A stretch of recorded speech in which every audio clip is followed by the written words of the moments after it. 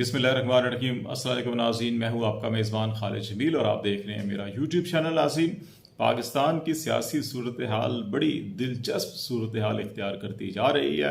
Supreme court of Pakistan में जो मुकदमात की समाअत हो रही है उसमें हुकूमत को सुबकी का सामना करना पड़ा है और अपने ही बिछाए हुए जाल में PDM की हुकूमत फंस गई है, जिसके बाद अब इमरान खान जो है कि वो मज़ीद जारहाना हिकमत अमली अपना रहे हैं। ऐसी सूरत हाल के अंदर जहां बहुत से ताकतवर इदारों, अफराद और जमातों के हाथ से इक़्तिदार सिरकता हुआ नज़र आ रहा है, इन हालात में बिल आखिर ISPR ने भी पिछले 1 साल से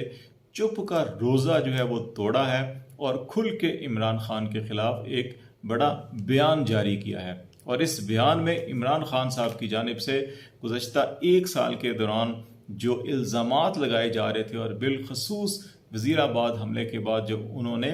ISI के मेजर जनरल फैसल नसीर को नामजद किया था मुल्ज़िम, उस हवाले से ISPR ने बड़ा सख्त बयान जारी किया है। और इस बयान में ये कहा गया है कि चेयरमैन PTI ने बगैर सबूत हाजिर सर्विस सीनियर फौजी अफसर पर इल्ज़ामात लगाए, मन घड़त हैं, बेबुनियाद और बदनीयती पर मबनी इल्ज़ामात इंतहाई अफसोसनाक, काबिल मज़म्मत और नाकाबिल कबूल हैं। 1 साल से फौजी और इंटेलिजेंस एहलकारों को सियासी मकासद के लिए निशाना बनाया जा रहा है। झूठे इल्ज़ामात लगाना बंद ना हुआ तो कानूनी चाराजोई का हक रखते हैं। ये बयान ISPR की जानिब से जारी किया गया और ये तवक्को की जा रही थी, क्योंकि पिछले 1-2 दिनों से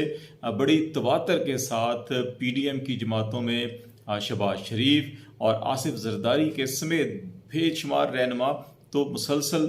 इल्ज़ामात लगा रहे थे, लेकिन जिस अंदाज में खुलकर वज़ीर आज़म शहबाज शरीफ ने और आसिफ अली जरदारी ने बयान जारी किए थे, आसिफ अली जरदारी साहब ने तो यहाँ तक कह दिया कि इमरान खान मेरे आबा अजदाद, बच्चों और मुल्क को तबाह करने के दरपे है। ये उनका बयान था। अब आसिफ जरदारी साहब जो खुद जनरल फैज़ हमीद जब कोर कमांडर पेशावर थे और फिर वो भावलपुर भी गए, तो उस वक़्त प्रेस कॉन्फ्रेंस में जिस अंदाज में उन्होंने कहा था कि खुड्डे लैन लगे हुए हैं और फिर जिस अंदाज में उन्होंने ईंट से ईंट बजाने का बयान दिया था,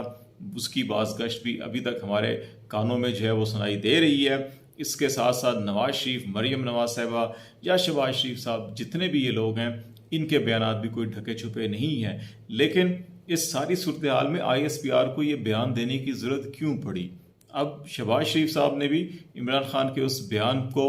जिस अंदाज में लिया और जिस अंदाज में उन्होंने फैसल नसीर का डिफेंस किया, उसके ऊपर बड़ा इंटरेस्टिंग इमरान खान और शहबाज शरीफ के दरमियान मुकालमा भी हुआ ट्विटर के ऊपर। और इमरान खान ने कहा, क्या ऐसे शख्स जो कि गुज़श्ता चंद माह के दौरान 2 कातलाना हमलों का निशाना बने के तौर पर मैं शहबाज शरीफ से दर्ज झैल सवालात पूछने की जसारत कर सकता हूँ? पहला सवाल उन्होंने ये किया कि बतौर पाकिस्तानी शहरी क्या मुझे यह हक हासिल है कि मैं उन लोगों को नामजद करूं जो मेरे ख्याल के मुताबिक मुझ पर कातलाना हमले के जिम्मेदार थे। दूसरा सवाल उन्होंने फिर ये किया,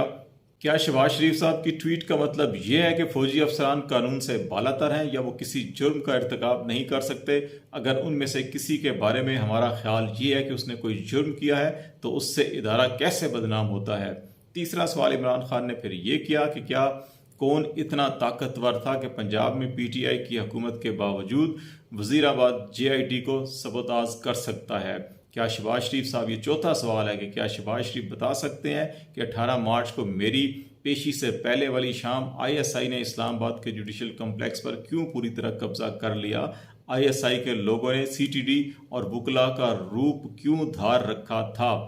फिर वो कहते हैं जी कि ISI के लोगों की वहाँ मौजूदगी का मकसद क्या था और इनका जुडिशल कम्प्लेक्स में काम ही क्या था? अगर शहबाज शरीफ इन सवालात के सच पर मबनी जवाब दे सकें तो उन सब से एक ही ताकतवर शख्स, उसके साथियों का सुराग मिलेगा जो सब कानून से बालातर हैं। चुनाचा वक्त आ गया है कि हम बाज़ाब्ता ऐलान करें कि पाकिस्तान में महज जंगल ही का कानून राइज है, जहाँ जिसकी लाठी उसकी भैंस का असूल कार फरमा है। ये वो मुकालमा शहबाज शरीफ साहब के साथ बराह रास्त उनका ट्विटर पर हुआ, जिसके बाद ISPR का बयान जारी हुआ। इमरान खान का ये जो मुकालमा था दोपहर में हुआ था। उससे पहले सुप्रीम कोर्ट ऑफ पाकिस्तान में जो हेयरिंग हुई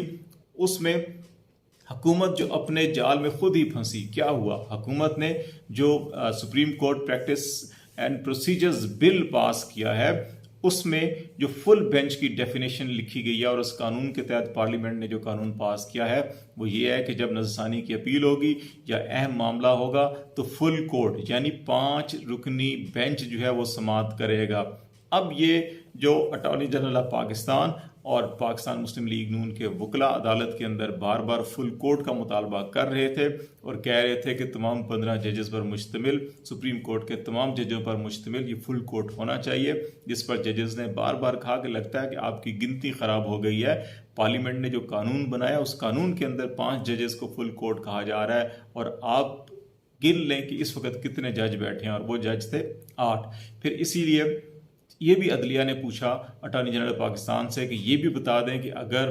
سندھ ہائی کورٹ کے اندر یا لاہور ہائی کورٹ کے اندر اس قسم کے مقدمات ہوتے ہیں، معاملات کو چیلنج کیا جاتا ہے، تو کیا وہاں پر 60 ججوں پر مشتمل فل کورٹ بیٹھے گی یا سندھ ہائی کورٹ میں 40 ججوں پر مشتمل فل کورٹ بیٹھے گی؟ ایسا ممکن نہیں ہوتا.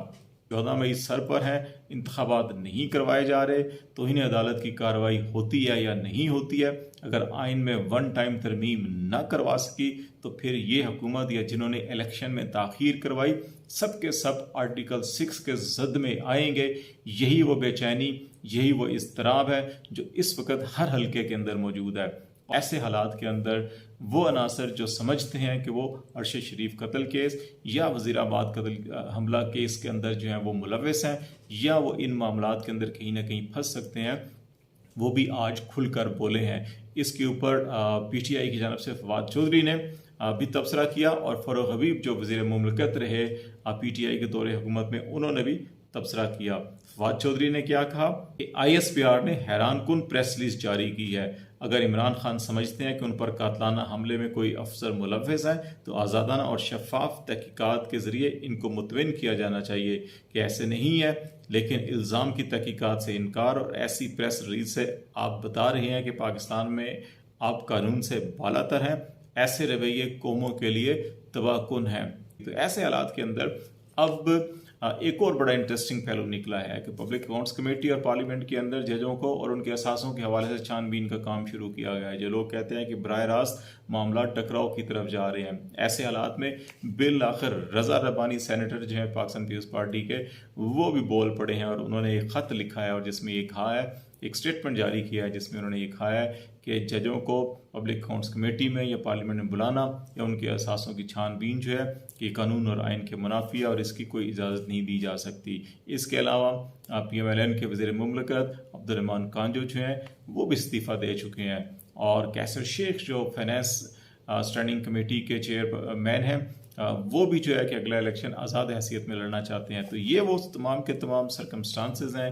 جن کے اندر اس وقت کہا جا رہا ہے کہ یہ اعصاب کی جنگ ہے اور اعصاب کی جنگ وہی جیتے گا جو ہوش و حواس کے ساتھ مضبوط اپنے قدموں کے اوپر کھڑا رہے گا. لیکن جن کے ہاتھ پاؤں پھولے ہوئے ہیں، جن کے پریشانی کا عالم جو ہے کہ دن بدن بڑھتا جا رہا ہے، جن کو ایک طرف آئین شکنی قانون شکنی نظر آ رہی ہے اور دوسری طرف آرٹیکل 6 بھی نظر آ رہا ہے، وہ بے چینی ان کی زیادہ ہوتی جا رہی ہے اور ان کو دوسری طرف جو ہے کہ ارشد شریف قتل کیس اور دوسرا وزیر آباد حملہ کیس وہ بھی نظر آ رہا ہے اور اس کی جو تحقیقات ہوئی ہیں، جو شواہد آئے ہیں،